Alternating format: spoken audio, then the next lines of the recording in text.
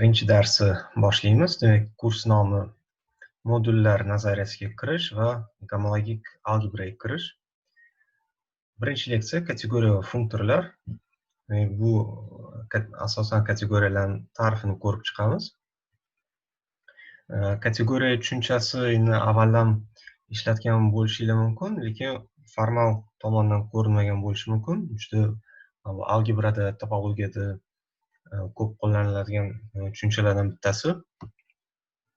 Avvaliga bitta motivatsiya ko'rsak, izomorfizm haqida, turli xil obyektlar haqida. Demak, birinchi gruppalarni qarasak, J bilan H ikkita gruppa izomorf deyiladi. Agar eslasak, bu biyektiv gommorfizm mavjud bo'lsa, bitta gruppadan ikkinchisiga yoki ekvivalent tarzda shunday phi degan gommorfizm mavjud bo'lsa, J dan H ga va psi degan gommorfizm mavjud bo'lsa, H dan J ga va ular o'zaro teskari gommorfizmlar bo'lsa, ya'ni mana bunaqa kompozitsiya olinsa, H gruppani birlik akslantirishga teng bo'lishi kerak va bunaqasi J gruppani birlik akslantirishga teng bo'lishi kerak edi. Endi keyingisini qarasak, demak, ikkita topologik fazo gomeomorfik deyiladi, ya'ni strukturasi bir xil, topologiyasi bir xil deyiladi yoki izomorf deyiladi biz algebra tilida. Agar x dan y ga chiziq uzluksiz biyektsiya mavjud bo'lsa, uzluksiz akslantirish mavjud bo'lsa va uni teskarisi ham uzluksiz bo'lsa, bu degani aynan mana bu narsa, ya'ni x dan y ga bizdan uzluksiz akslantirishimiz bor, y dan x ga ham uzluksiz akslantirish bor. Ularning kompozitsiyasi birlikka teng, chunki f-1 ta'rif bo'yicha shunaqa. Va boshqa kompozitsiyasi birlik operator bo'ladi y da. Demak, shu ta'rifga mos tushyapti. Ikkinchisi, demak, ikkita chiziqli fazo o'zaro izomorf deyiladi agar shunaqa biyektsiya mavjud bo'lsa, t degan biyektsiya v dan w ga va u chiziqli akslantirish bo'lsa. Bu degani aslida bundan kelib chiqadigan narsa yoki shunga ekvivalent narsa, t ni teskarisi mavjud va u chiziqli akslantirish bo'ladi. Bu ikkitasining kompozitsiyasi yana birlikni beradi. Xuddi shunga o'xshash misollar bor. Yana halqalarni qarasak, ikkita halqa izomorf deyiladi agar birdan ikkinchisiga biyektiv halqa gommorfizmi mavjud bo'lsa. Va buni yana deylik phi desak, unda unga teskarisini psi deb tanlash mumkin, ular bu qoidalarni qanoatlantiradi va hokazo. Ko'rib turibmizki, izomorfizm tushunchasi faqat gruppa, algebra yoki chiziqli fazo yoki topologik fazolarda emas, balki qandaydir umumiy obyektlarda ham bo'lishi mumkin va u uchun biz bitta obyektni ikkinchi obyektga izomorfligini tekshirganda elementlarini emas, balki akslantirishlarni ustida qarashimiz mumkin, qarashimiz yetarli. Va mana shu ideya, ya'ni elementlar bilan emas, balki faqat akslantirishlar bilan ishlash ideyasi bizga shu kategoriyalar nazariyasidagi asosiy ideyalardan biri bo'lishiga motivatsiya beradi. Endi ta'rif berishdan oldin bitta set theory, ya'ni to'plamlar nazariyasiga ozgina qaytsak, to'plamlar nazariyasida agar bilsanglar, katta paradoks bor. Barcha to'plamlar to'plami bu to'plam emas. Aks holda Cantor yoki Russell paradoksi degan narsa kelib chiqadi. Shuning uchun u yerda klass degan tushuncha kiritilgan. Ya'ni klass bu shunaqangi qandaydir obyektlarni umumlashmasi, qandaydir qoidani qandaydir qoida bo'yicha yig'ilgan elementlar va juda katta klasslar bor. Barcha to'plamlar to'plami bu qanaqadir klass va kichik bo'lgan klasslar to'plam deb ataladi ko'pincha. Endi biz ko'rib chiqadigan narsalarimiz ko'pincha to'plam bo'ladi, lekin ta'rif uchun klass deb berishimiz ham mumkin. Kategoriya quyidagi 4 ta narsadan iborat bo'lishi kerak. Birinchi iborat bo'lishi kerak bo'lgan narsa bu obyektlar degan klass, ya'ni qandaydir elementlar, bular obyekt deb ataymiz va o'sha to'plam yoki o'sha klassni biz object A deb ataymiz. Demak, A kategoriyani obyektlari. Undan tashqari ixtiyoriy ikkita obyekt orasida demak biz morfizm tushunchasini kiritishimiz kerak yoki strelka yoki morfizm deydi yoki akslantirish. Ixtiyoriy ikkitasini orasida u bo'lishi shart emas. Agar yo'q bo'lsa bo'sh to'plam, bor bo'lsa o'sha qanaqadir to'plam yoki klass bo'lib chiqadi. Va o'sha hammasini yig'ib chiqadigan bo'lsak, ikkita obyekt orasidagi barcha akslantirish yoki strelkalarni bularni home query index A1 A2 deb belgilaymiz. O'sha to'plam yoki o'sha klassni. Bu bo'sh to'plam bo'lishi ham mumkin. Endi agar barcha elementlar bo'yicha yig'ib chiqadigan bo'lsak, barcha strelkalarni qaraydigan bo'lsak, uni morf A deb yoki A kategoriyani morfizmlari deb atashimiz mumkin. Juda katta klass. Undan tashqari har bir obyekt uchun shu obyektdan o'ziga boradigan birlik akslantirishga o'xshash, demak birlik strelkani kiritishimiz kerak. Shu narsa bo'lishi kerak ixtiyoriy obyekt uchun, ya'ni o'zidan o'ziga qaytib keladigan identity A degan demak akslantirish mavjud bo'lishi kerak va qandaydir kompozitsiya tushunchasi bo'lishi kerak, ya'ni qachondir shu ikkita strelkani bitta strelkani uchi ikkinchisini boshi bo'lib qolsa, uni kompozitsiya olib, demak shunaqa morfizm yaratish mumkin, shunaqa strelka yaratish mumkin va u assotsiativlik va birlik shartlarini qanoatlantirishi kerak. Bu shartlar keyingi betda beramiz nima ekanligini. Yana qaytarib o'taman, demak kategoriya degan narsa bu shu narsalardan iborat bo'lgan data yoki informatsiya. Demak, bu yerda obyektlar bor, strelkalar bor va strelkalar orasida kompozitsiya kiritilgan va u o'sha shartlarni qanoatlantirishi kerak.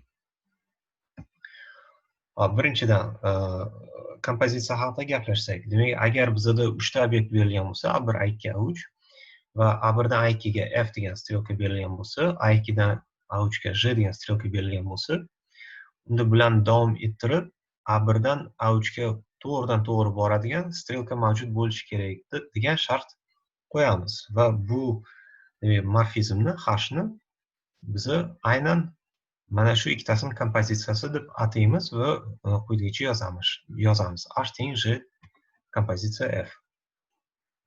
Ya'ni F A2 surib, A2 dan A3 ga J orqali suriladi.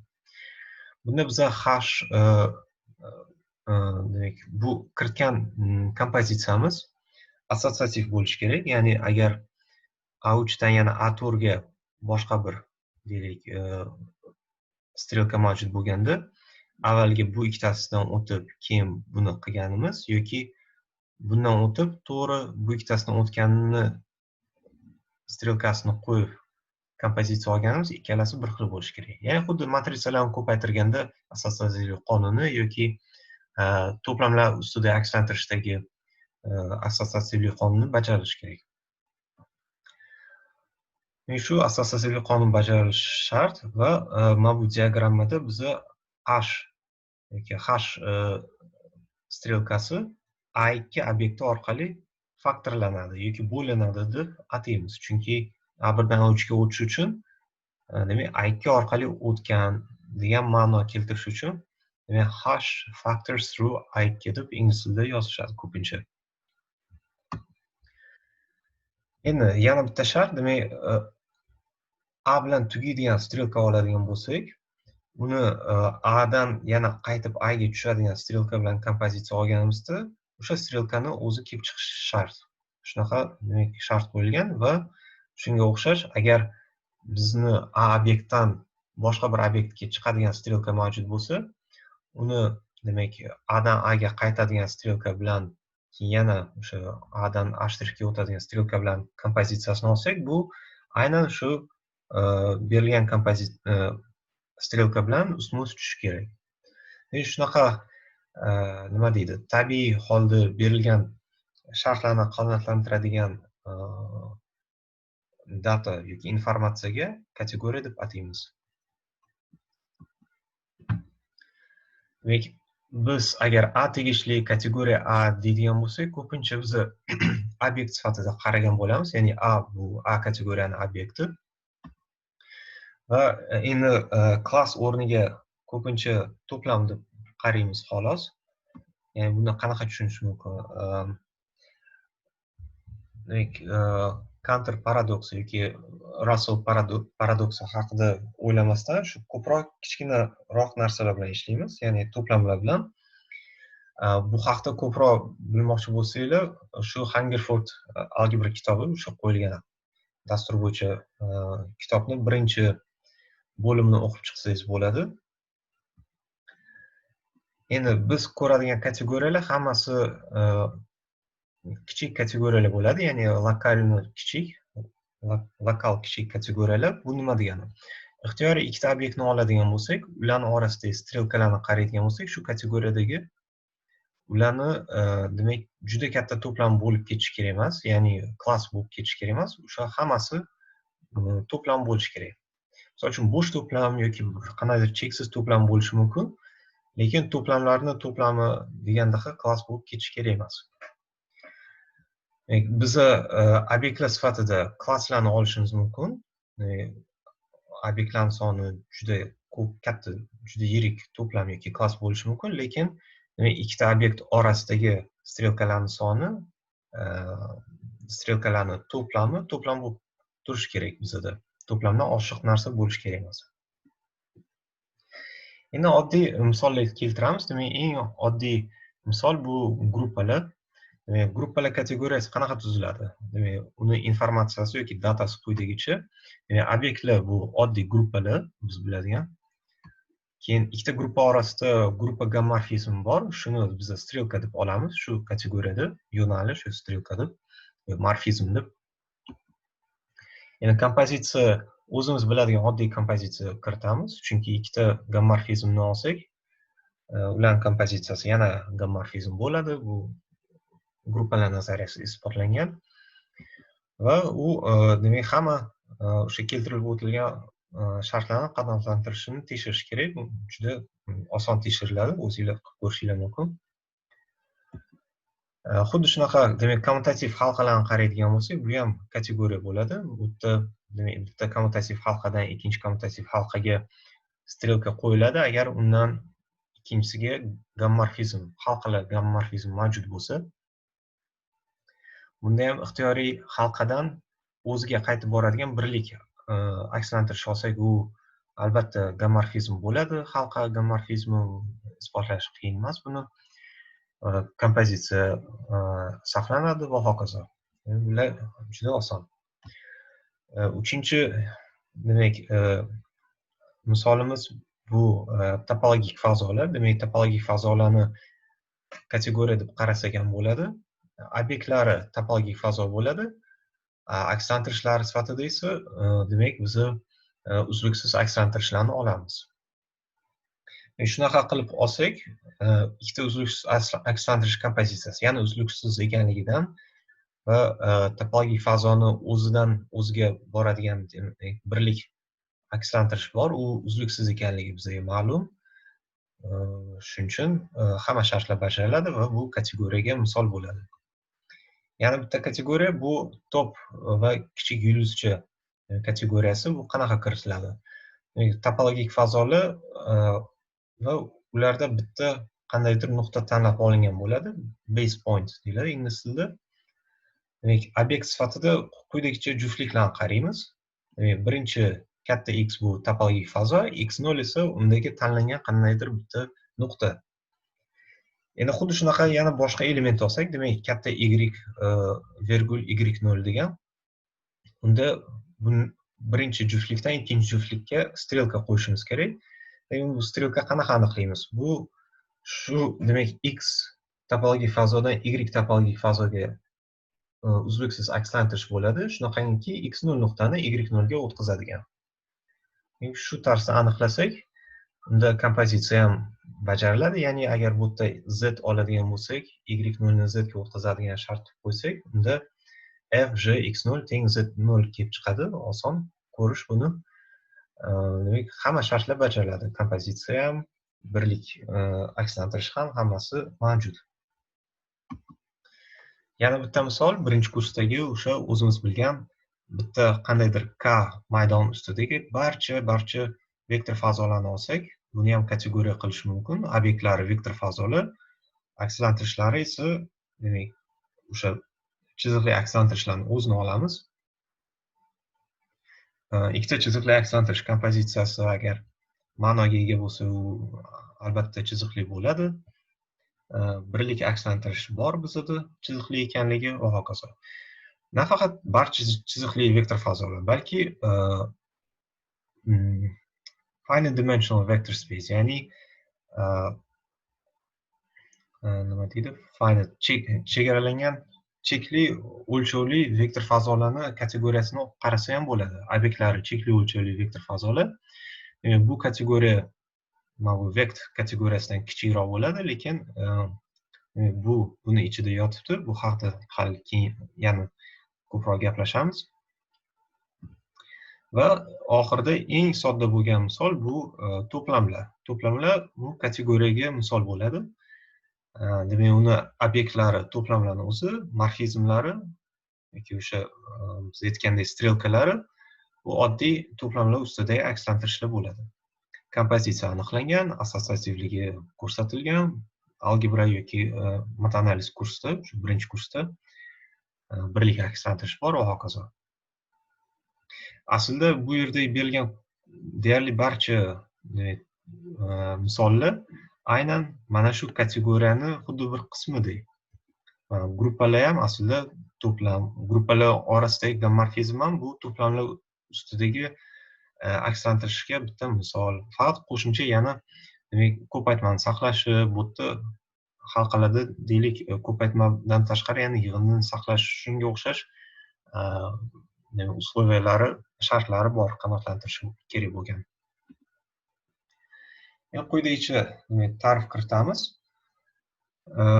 Demak, strelkamiz ixtiyoriy kategoriyada ishlaymiz. A1, A2 degan obyektlar berilgan bo'lsa, agar A1 dan A2 ga F degan strelkamiz mavjud bo'lsa, mana shu strelkaga izomorfizm deyiladi. Agar A2 dan A1 ga ham strelka mavjud bo'lsa va ularni kompozitsiyasi aynan A2 to'plamdagi va A1 to'plamdagi birlik akslantirishlarni beradigan bo'lsa, ya'ni o'sha kategoriyani informatsiyasiga kiradigan birlik akslantirishlarga teng bo'lib qolsa, shunda bu izomorfizm deyiladi. Va shu ikkita obyekt izomorf deb aytiladi. A1, A2 izomorf deb aytiladi. Ko'pincha A1 izomorf A2 deb shunaqa yozamiz va bundan ko'rinib turibdi, demak, boshidagi ko'rgan misollarimiz, quyidagi misollar hammasi aynan o'sha kategoriyadagi hozirgina kiritgan ikkita obyekt orasidagi izomorfizmga ta'rifiga misol bo'la oladi. Ya'ni hammasini umumlashmasi desak ham bo'ladi. Bu gommorfizm, gruppalar gommorfizmi, vektor fazolarni gommorfizmi va hokazo.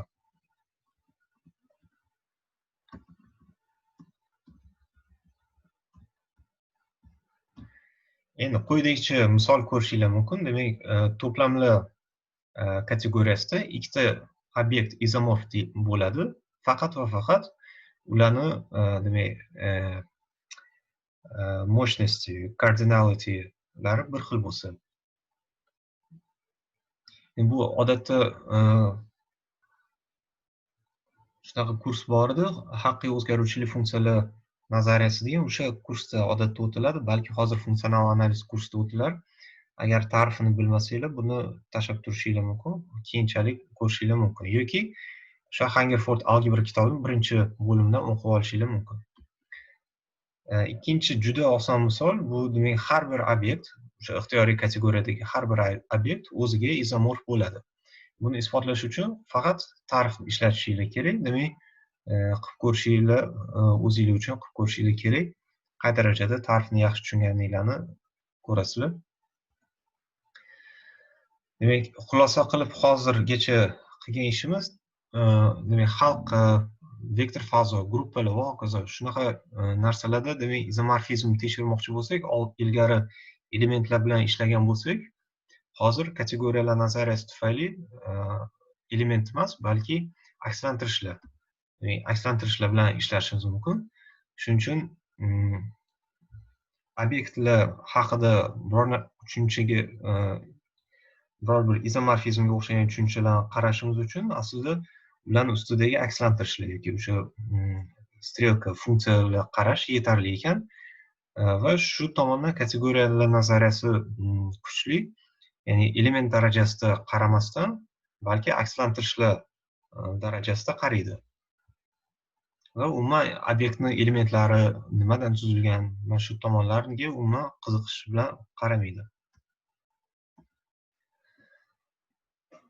Endi yuqorida berilgan misollarning deyarli barchasida akslantirishlarimiz, ya'ni strelkalarimiz haqiqatan to'plamlardagi akslantirishidir. Lekin keyinchalik ko'ramiz, bu har doim ham o'rinli emas. Ya'ni shunaqa kategoriyalar borki, ikkita elementning orasidagi strelka qo'yiladi faqat va faqat qandaydir shartlar bajarilsa, ya'ni u yerda akslantirish to'plamlar ma'nosidagi akslantirish bo'lishi shart emas. Shuning uchun inyektiv degan tushunchani strelka uchun kiritganimizda, ya'ni kategoriyadagi morfizm, kategoriyadagi strelka uchun inyektiv, suryektiv degan narsa tushunchalarni kiritishimizda sal boshqacharoq harakat qilishimiz kerak. Ya'ni element bilan emas, balki morfizmlar orqali kiritishimiz kerak bo'ladi buni. Xo'p, biror bir kategoriyada x va y elementlar orasidagi f degan strelka berilgan bo'lsa va shu strelka monomorfizm deyiladi yoki monik deyiladi. Agar quyidagi bajarilsa, ya'ni ixtiyoriy a obyektni olsak va x ga boradigan j strelkamiz bo'lsa va undan tashqari h degan strelkamiz bo'lsa va a dan y ga mana bu yuqori yo'l bilan boradigan bo'lsak, ya'ni j bilan f ni kompozitsiya qilib yoki pastki yo'l bilan boradigan bo'lsak, h ni f bilan kompozitsiya qilib, agar shu ikkitasi teng bo'lib chiqsa, ya'ni mana bu diagramma kommutativ bo'lsa, ya'ni j f borish yoki h f borish teng bo'lib chiqsa, u holda j teng h bo'lishga majbur bo'lar ekan. Ya'ni shu narsa bajarilsa, mana bu narsa strelkaga monomorfizm deyiladi. Ya'ni agar formula bilan yozadigan bo'lsak, agar ixtiyoriy obyekt a uchun j va h morfizmlar mavjud bo'lib, mana bu bajarilsa va bundan j teng h kelib chiqsa, u holda f morfizmga monomorfizm deyiladi. Juda oddiy misol tekshirib ko'ringlar o'zinglar. Ikkita monomorfizm olsak, ularning kompozitsiyasi o'sha kategoriyada yana monomorfizmni beradi. Ikkinchi misol, demak, to'plamlar kategoriyasi, gruppalar, kommutativ halqa va hokazo shunaqa demak kategoriyalarda inyektiv morfizm bilan, demak, mana bu hozir kiritgan monomorfizm ta'rifi ikkitasi ustma-ust tushadi. Ya'ni bu bo'lsa inyektiv bo'ladi, inyektiv bo'lsa mono bo'ladi. Shuni isbotlab ko'ringlar. Endi hali aytganimdek, har doim ham strelkalari to'plamlardan olinmaydi, shuning uchun element bilan ishlab bo'lmaydi har doim ham. Lekin kontrprimerlar bor. Ya'ni monomorfizm bo'lib, inyektiv bo'lish shart emas bo'lgan kategoriyalar bor. Buning uchun quyidagicha ta'rif kiritamiz. Demak, abil gruppasi bo'linuvchi deyiladi, bo'linuvchi gruppa deyiladi. Agar uni ixtiyoriy x degan elementini olsak, shunday butun n mavjud bo'lishi kerak va shunday gruppani elementi y mavjud bo'lishi kerakki, n y teng x bo'lishi kerak. Ya'ni xuddi bir x ni bo'lib olishimiz mumkindek, ya'ni y ni n marta o'ziga qo'shganda x ni beradigan bo'lishi kerak. Ya'ni ixtiyoriy element uchun shu bajarilsa, bo'linuvchi gruppa deyiladi bunga. Misol uchun, ratsional sonlar bu gruppaga misol bo'ladi. Endi shu barcha gruppalarni olib kategoriya yaratsak, div ab group degan kategoriya yasasak, mana shu kategoriyada quyidagicha akslantirish qarashimiz mumkin. Demak, bu ratsional sonlar, bu aytganimdek bo'linuvchi gruppa bo'ladi. Z uni qism gruppasi, to'g'rimi? Shuning uchun faktor qarashimiz mumkin. Mana bu faktor gruppa ham kommutativ bo'lgani uchun u faktor gruppa ma'noga ega, u ham bo'linuvchi gruppa bo'ladi. va bundan bunga oddiy akslantirish proyeksiyamiz bor, ya'ni barcha ixtiyoriy ratsional son plus z degan o'zini o'sha to'plamga boradi, ekvivalentlik to'plam klass смешностиga boradi va bu proyeksiya demak monomorfizm bo'ladi, lekin bizni kategoriyada, mana bu kategoriyada inektiv bo'lmaydi. Shuni tekshirib ko'ringlar. Endi xuddi shunga o'xshatib biza dual demak tushuncha kiritishimiz mumkin. Agar x dan y ga akslantirish berilgan bo'lsa, f degan bizning kategoriyada u epik deyiladi yoki epimorfizm deyiladi. Agar ixtiyoriy quyidagicha diagramma kommutativligidan j teng h kelib chiqsa, ya'ni ixtiyoriy a degan obyekt olinsa va y dan a ga j va h degan morfizmlar mavjud bo'lsa, shunaqangi mana bu tepadagi yo'l bilan pastdagi boradigan yo'l teng bo'lib chiqsa, u holda j teng h bo'lishga majbur bo'lsa, shunda f epimorfizm deyiladi. Ya'ni mana bu shartlarni qanoatlantiruvchi morfizmga epik deyiladi. Misollar bunga juda ko'p. Demak, o'sha oldin ko'rgan to'plam, gruppalar, abil gruppalari, vektor fazo, topologik fazo, mana shular hammasida epik bilan suryektiv tushunchalari bir xil bo'ladi. Endi suryektiv qaysi ma'noda? Ya'ni o'sha oddiy to'plamlardagi ma'noda. Mana bular hammasi akslantirishlari to'plamlarni akslantirishi bo'ladi. Endi suryektiv bo'lmagan, lekin epimorfizm bo'lgan kategoriyalar, tushunchalar bor. Mana kommutativ halqalarni oladigan bo'lsak, z halqasini q halqasiga kiritishimiz mumkin, ya'ni n soni n ga o'tadi. Shu oddiy z buni qism to'plami bo'lgandek. Mana shu funksiyani qarasak, ya'ni shu gomorfizm, halqalar, kommutativ halqalar gomorfizm qarasak, bu epik bo'ladi, lekin suryektiv bo'lmaydi. Epik bo'lishini tekshirish qanaqa bo'ladi? Demak, epik bo'lish uchun o'sha oldingi diagrammamizni olishimiz kerak. Bu yerga z, bu yerga q qo'yishimiz kerak, bu yerga ixtiyoriy kommutativ halqa qo'yishimiz kerak. Demak, agar z dan q ga oddiy kirizish, ya'ni n ga o'tadi. Bu yerdan n esa a ga yoki fn bilan yoki jn bilan yoki hn bilan o'tadi. Endi jn bilan hn teng bo'lishi kerak, chunki mana bu ikkita kompozitsiya teng. Bundan j bilan h teng bo'lib chiqadi. Demak, j bilan h z ustida teng. Endi agar z ustida teng bo'lgan gomorfizm bo'lsa, unda butun o'sha qda ham teng bo'lib chiqadi. Buni o'ylab ko'rishingiz kerak nimaganligini. Shuning uchun bu yerda y degan savol turibdi. Oddiy ta'rifdan keltirib, yana ozgina shu kommutativ halqani eslashingiz kerak. Nima uchun aynan shu narsa yetarli. Ikkinchi misol sal endi topologiyadan olingan. Agar esingizda bo'lsa qaytarib olishingiz kerak. Hausdorff topologik fazo berilgan bo'lsa, unda epimorfizm bo'lish sharti bu demak qiymatlar sohasini zich to'plam bo'lishiga ekvivalent bo'ladi. Shuning uchun shunaqa bajarilmaydigan, suryektiv bo'lmaydigan, lekin zich bo'ladigan to'plam olishinglar mumkin. Shunda bu bajarilmay qoladi. Ya'ni kontrprimer bo'ladi. Endi deylik bizda ikkita kategoriya mavjud bo'lsa va bir kategoriyani ikkinchi kategoriyaga akslantirmoqchi bo'lsak. Bu уже keyingi qadam, xuddi bir shunga qanaqa qilib akslantirish yasaladi, qanaqa qilib strelka yasash mumkin. Endi avval ta'rif berishdan oldin bir o'zimiz formal bo'lmagan tomondan o'ylab ko'rsak, bir ikkita misollar beramiz. Misol uchun, biror bir gruppani olsak, unda gruppa aslida to'plam va bitta operatsiyadan tuzilgan. Shu agar operatsiyasini esdan chiqaradigan bo'lsak, unga oddiy bir to'plam sifatida qarashimiz mumkin. Shuning uchun biz gruppalar kategoriyasini, obyektlarini xuddi bir to'plamlar kategoriyasini obyektlarga akslantirgandek bo'ldik. Demak, shu gruppani olib, gruppa ekanligini esdan chiqarib, to'plam sifatida qarash orqali biz shu akslantirish yasadik. Ikkinchi misol endi teskarisi, agar S degan to'plam olsak, unda shu S to'plamdan tuzilgan vektor fazo tuzishimiz mumkin.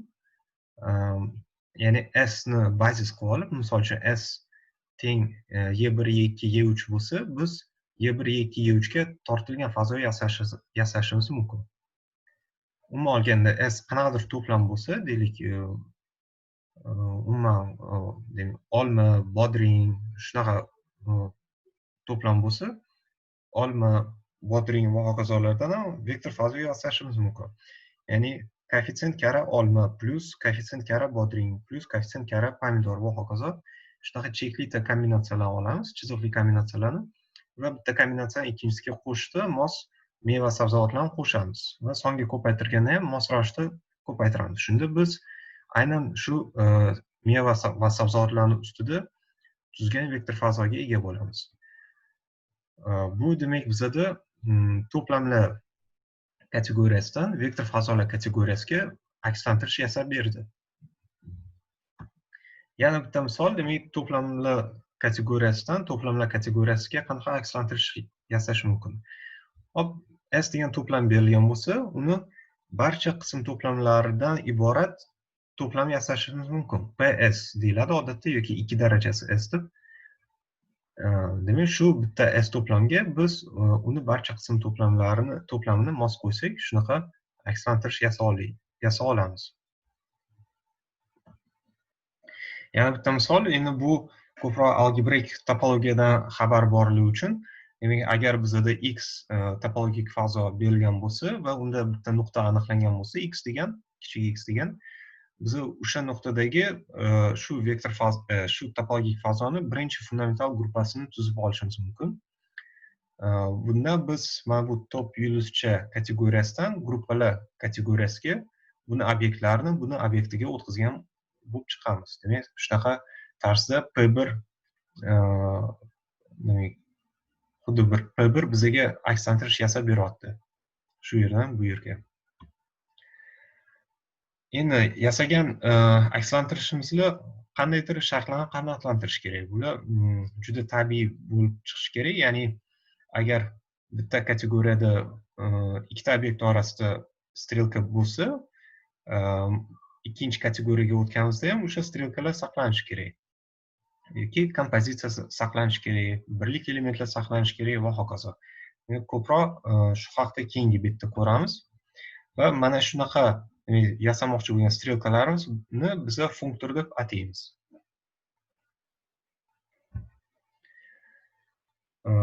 Demak, ta'rif. Ikkita kategoriya berilgan bo'lsin, A va B. Funktor deganda nima tushunamiz? Avvalambor birinchidan shu funktor birinchi kategoriyaning obyektlarini ikkinchi kategoriyaning obyektlariga o'tkazish kerak. Endi agar birinchi kategoriyada bunaqa strelka mavjud bo'lsa, demak, ikkita obyekt orasida strelka mavjud bo'lsa, bu ikkita obyekt B kategoriyada yangi obyektlarga o'tadi, FA1 va FA2 degan, va mana shu strelkani biz saqlab qolishimiz kerak. Ya'ni bu yerda ham B kategoriyada ham shunaqa strelka bo'lishi kerak va uni katta F, kichik F deb ataymiz. Ya'ni shu strelkani bu strelkaga o'tkazish kerak. Rasm sifatida bunaqa qarashimiz mumkin. Demak, bu A kategoriyadagi holat, bu B kategoriyadagi holat. Demak, A kategoriyaning obyekti A1, bu yerda B1 deb belgilash kiritdik. Bu FA1 ga teng bo'ladi. Buniki FA2 B2 ga teng va mana bu yerdagi strelka aynan B1 dan B2 ga o'tadigan strelkaga o'tish kerak. Va mana shu rasmni biz punktir bilan bergan funktor deb ataymiz. Va u tabiiy demak, shartlarni qanoatlantirish kerak. Birinchidan, har bir obyekt uchun biz bilamiz, shu obyektdan chiqib o'ziga qaytib keladigan akslantirishimiz bor. Birlik akslantirish deb aytamiz formal tarzda. Shuni u yana shu obyektning ustidagi birlik akslantirishga olib borish kerak. Ya'ni birliklarni saqlash kerak. Birlik akslantirishlar hammasini o'ziga akslantirish kerak. Va ikkinchidan, qachonki kompozitsiya ma'noga ega bo'lsa, ya'ni deylik, mana bu tarzda shu kompozitsiyani saqlash kerak. Ya'ni avvalambor f ni o'tkazamiz, katta f deb, katta f j ni olganimizdan keyin bu ikkinchi kategoriyadagi kompozitsiyani olsak, aynan boshida A1 dan A3 ga o'tib turib, birinchi kategoriyada, keyin u strelkani o'tkazganimizdaqa akslantirish bilan ustma-ust tushishi kerak. Demak, shundagina biz funktorga ega bo'lamiz. Hamma shu shartlar qanoatlantirsa, A kategoriyadan B kategoriyaga funktor berildi deb aytamiz. Endi funktorlarga oldin ko'rgan misollarimiz qayta ko'rib chiqishinglar kerak bo'ladi. Nimaga aynan funktor bo'lishini. Hozir yana boshqa misollar ko'ramiz. Shunga o'xshash, demak, esdan chiqaruvchi yoki ingliz tilida aytganda forgetful functor degan bor. Bu demak, biror bir algebrik strukturani yo boshqa bir strukturani hammasini esdan chiqarib, to'plam sifatida qarashga ko'proq qaratilgan. Demak, vektor fazolar kategoriyasi berilgan bo'lsin va uni to'plamlar kategoriyasiga o'tkazadigan funktor yasamoqchimiz. Demak, obyekt sifatida biz vektor fazoni uni ichiga qo'shish, skalarik ko'paytirishlarni esdan chiqarib, faqat to'plam sifatida qaraymiz, shu obyektlarga o'tish. Endi akslantirishlar qanaqa o'tiladi? Haqiqatan buni qilish oson, chunki agar V1 bilan V2 orasida T degan chiziqli akslantirish berilgan bo'lsa, aslida buni to'plam sifatida qarashimiz mumkin. Demak, V1 to'plamidan V2 to'plamiga T degan to'plamlarni akslantirish berilgan deb qarashimiz ham mumkin, chiziqliligini esdan chiqarib. Va shunda biz demak, bu strelkani saqlab qoldik. Bu yerda qanaqadir to'g'ri, bu yerda chiziqli bo'lmagan akslantirishlar ham juda ko'p. Shuni aytib o'tmadim. Demak, mana bu yerda ikkita obyekt orasida agar bu yerda bitta strelka bo'lsa, bu yerda bir nechta strelka bo'lishi mumkin. Chunki B kategoriya juda boy ham bo'lib ketishi mumkin. Xuddi hozirgi holatdek. Bu yerda chiziqli akslantirishlar to'g'ri cheksiz ko'p, lekin chiziqli bo'lmaganlarni ham qo'shsanglar, bu yerda aslida ko'proqdek tuyuladi. Demak, shunaqa narsa bo'lishi mumkin. Bu hech noto'g'ri joyi yo'q. Endi xuddi shunaqa gruppalardan to'plamlarga yoki kommutativ halqalardan to'plamlarga unutuvchi funktorlar yasash mumkin. Undan tashqari halqalardan ham, demak, kommutativ halqalardan gruppalarga funktor yasash mumkin. Uni ham unutuvchi funktor deyishimiz mumkin, chunki u demak halqada ko'paytirish amali borligini esdan chiqarib turib, uni shu abil gruppasiga, ya'ni yig'indilik qismini faqat saqlab qoladi va bu funktor bo'ladi. Chunki ikkita halqa orasida gommorfizm qarasanglar, avval u o'sha qo'sh amalga nisbatan gruppalarning gommorfizm bo'lishi shart.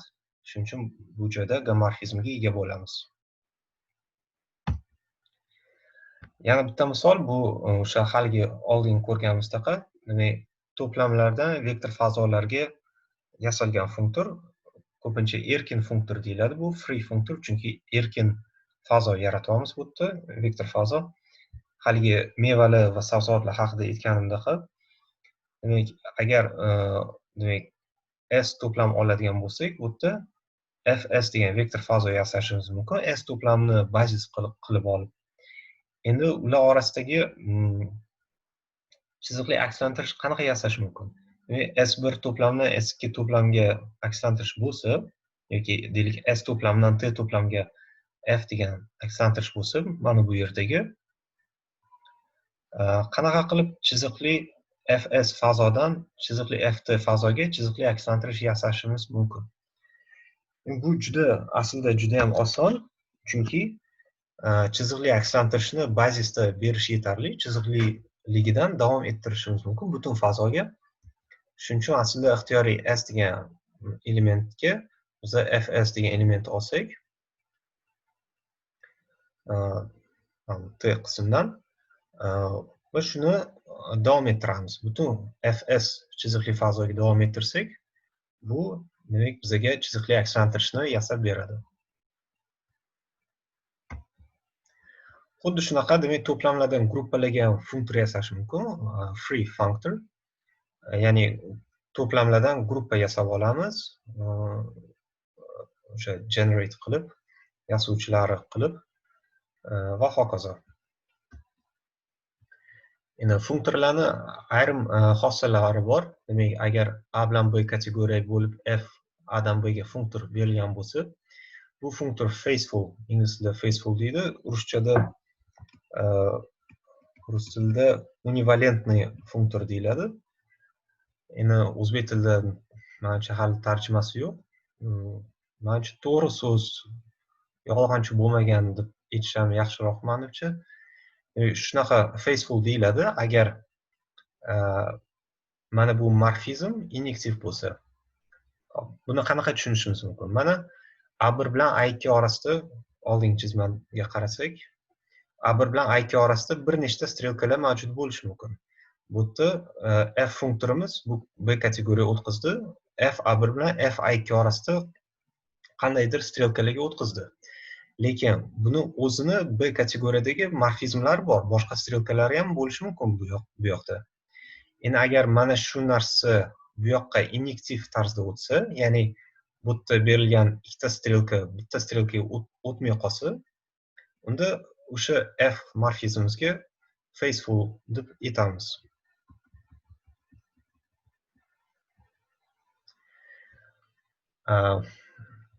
Quyidagicha ta'rif, demak, konkret kategoriya deb ta'rif beramiz. A kategoriya konkret deyiladi agar shu A kategoriyadan to'plamlar kategoriyasiga unutuvchi funktor aynan faithful bo'lsa. Endi tekshirib ko'rishinglar mumkin. Demak, mana bu hamma ko'p o'zi biza bilgan kategoriyalar hammasi konkret kategoriyalarga misol bo'ladi. Ya'ni nima sababdan? Deylik, gruppalarni qarasak, gruppalardan mana bu to'plamlarga funktor qarasak, unutuvchi funktorni, demak, J1 bilan J2 gruppa orasidagi gommorfizmlarni qarasak, bir nechta gommorfizm mavjud bo'lsa, uni u funktor qayerga o'tkazadi? Qandaydir xuddi o'sha har xil morfizmlarni o'ziga o'tkazadi, to'plamlar ustidagi. Demak, ikkita morfizm, demak, J1 bilan J2 orasidagi ikkita gommorfizm bitta to'plamlar orasidagi gommorfizmga o'tib qola olmaydi. Shuning uchun bu ko'rish juda oson. Bular hammasi konkret kategoriyaga misol bo'ladi. Ko'pincha algebrada aynan shu kategoriyalar ustida ishlanadi. Endi konkret bo'lmagan kategoriyaga misollar ham juda ko'p, uni keyin praktikada beramiz. Endi f funktor full yoki to'la deyiladi agar mana bu gommorfizm surrektiv bo'lsa. Ya'ni bu kategoriyadagi barcha strelkalarni biz mana bular orqali qoplab olsak, shunda to'la bo'ladi bu. Tekshirib ko'rishinglar mumkin. Menimcha mana bu yerdagilar hech biri to'la bo'lmaydi. Bu kategoriyalarni to'plamlar ustiga qaragan funktor, esdan chiqaruvchi funktor qarasanglar, bu to'la funktor bo'lmaydi. Yana bitta ta'rif, demak, ham to'la ham to'g'ri so'z yoki faithful funktori fully faithful deb ataladi ingliz tilida. Bunga misol, deylik, abil gruppalarini abil ekanligini esdan chiqarib, oddiy gruppalar sifatida qaraydigan unutuvchi funktorimiz qarasak, mana shu narsa o'rinli bo'ladi. Nima uchun? Ikkita abil gruppasi orasidagi gommorfizmlarni qarasak, ularni oddiy gruppa sifatida qaraydigan gommorfizmlar to'plami bilan bir xil usmon tushadi. Ya'ni bu yerdagi mana bu hom, demak, J1 J2 bilan hom J1 J2 orasidagi akslantirish aynan birlik akslantirish bo'lib qoladi xolos. Shuning uchun u ham inektiv ham surrektiv bo'ladi. Shuning uchun u fully faithful ga misol bo'la oladi. Endi yonida funktori degan narsa bor. Demak, ixtiyoriy kategoriyada bitta element tanlab olsak, shu elementdan boshqa elementlarga qanaqa strelkalar chiqqan, mana shu narsani qaraydigan bo'lsak, biz o'sha strelkalarni to'plam sifatida qarashimiz mumkin. Va bu bizada bizni kategoriyadan to'plamlar kategoriyasiga funktor yasab beradi. Umuman olganda ko'p misollarimiz hozirgacha shu kategoriyadagi bitta elementni tanlab olib, ushlab olib, tuzib olgan funktorlarga misol bo'ldi. Demak, buni aniqlaydigan bo'lsak, demak, hash yuqori indeksda A deb belgilanadi. Demak, A kategoriyadan to'plamlar kategoriyasiga.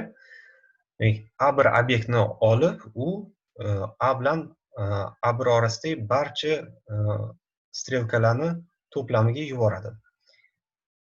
Demak, bu klass emas, bu to'plam, chunki biz o'sha lokal kichik kategoriyada ishlayapmiz. Shuning uchun bu haqiqatan to'plam bo'ladi, to'plamning obyekti bo'ladi, to'plamlar kategoriyasining obyekti bo'ladi.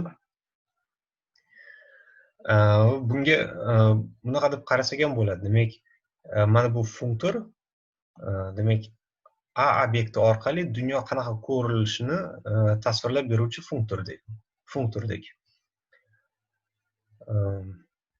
Endi obyektlarni tushunib oldik, qanaqa qilib o'tishini. Aytgancha, agar A bilan A1 orasida strelka yo'q bo'lsa, unda bu bo'sh to'plam bo'ladi. Bo'sh to'plam ham to'plam. Shuning uchun hech qanaqa ziddiyatga kelmaymiz.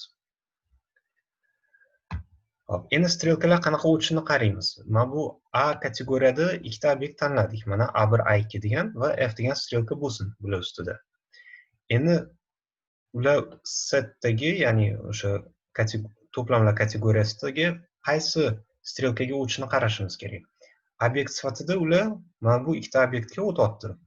Va shular orasidagi qanaqa qilib to'plamlar bu to'plamdan bu to'plamga qanaqa akslantirish yasash mumkin, shuni ko'rib chiqishimiz kerak. Shunda biz funktor ekanligini isbotlagan bo'lamiz. Demak, bu yerdan bitta element olamiz. A dan A1 ga deylik P degan akslantirish oldik. Endi A dan A2 ga akslantirish yasashimiz kerak. Eng tabiiy, eng oson yo'li bu oddiy bizani kompozitsiyamiz. Chunki A1 dan A2 ga mana F'imiz bor edi, o'zi berilgan edi. Endi A dan A1 ga P degan berilgan bo'ldi. Shuning uchun A dan A2 ga biz kompozitsiya ola olamiz, chunki A kategoriyada kompozitsiya olish mumkin. Demak, F kompozitsiya P degan akslantirishimiz bu A kategoriyaga tegishli va u bizada mana bu to'plamning elementi bo'lib qoladi. Demak, hash A kichik f, ya'ni mana bu strelkani olib biz bu yoqdagi bitta strelkani yasab oldik. F kompozitsiya P degan. Qisqacha qilib buni bunaqa deyish mumkin. Demak, hash A f bu F kompozitsiya chiziqcha, ya'ni mana bu yerdan oladigan ixtiyoriy strelkamizni bu yoqqa qo'yib, kompozitsiya olib, buni hosil qilamiz.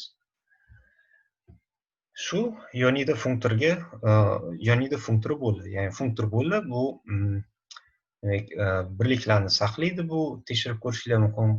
Bu A kategoriyadagi kompozitsiyani saqlaydi, bu yerdagi kompozitsiya bilan ularni ham o'zingizlar tekshirishinglar mumkin. Funktor aniqlaganda asosiy narsa nima qaratiladi? Obyektlar qaysi obyektga o'tishini ko'rsatishinglar kerak, aniqlashinglar kerak va obyektlar orasidagi morfizmlar aynan qaysi morfizmlarga o'tishini aniqlab berishinglar kerak. Shunda funktor aniqlangan bo'ladi va funktor deb aytish uchun faqat kompozitsiya va birlik elementlarni o'sha tabiiy shartlarni qanoatlantirishini tekshirish kerak bo'ladi, xolos. Oddiy bitta kichik teorema isboti aslida mana shu rasmni o'zi. Demak, ikkita obyekt izomorf bo'lsa A kategoriyada va F funktor A kategoriyadan B ga o'tkazsa, unda B kategoriyada mana bu ikkita obyekt ham izomorf bo'ladi. Misol uchun shu gruppalardan to'plamlarga qaraydigan bo'lsak, unutuvchi funktorni ikkita gruppa izomorf bo'lsa, to'plam sifatida ham ular o'zaro demak biyektiv bo'ladi. Isboti juda oson. Demak, A1 bilan A2 ning izomorfizmi ta'rifini biz kiritdik. Shunaqa ikkita akslantirish bor, F va J degan. Ularning kompozitsiyasi birlik elementlarini beradi, birlik akslantirishlarni. Bittasi A1 bilan A1 ga qaytadigan, ikkinchisi A2 dan A2 ga qaytadigan. Endi funktor tarifi bo'yicha A1 qanaqadir B1 elementga o'tdi, B2 ga o'tdi va aynan mana bu strelkamiz, F strelkamiz qandaydir katta F bo'lsin bu yerda, J esa bu bo'lsin.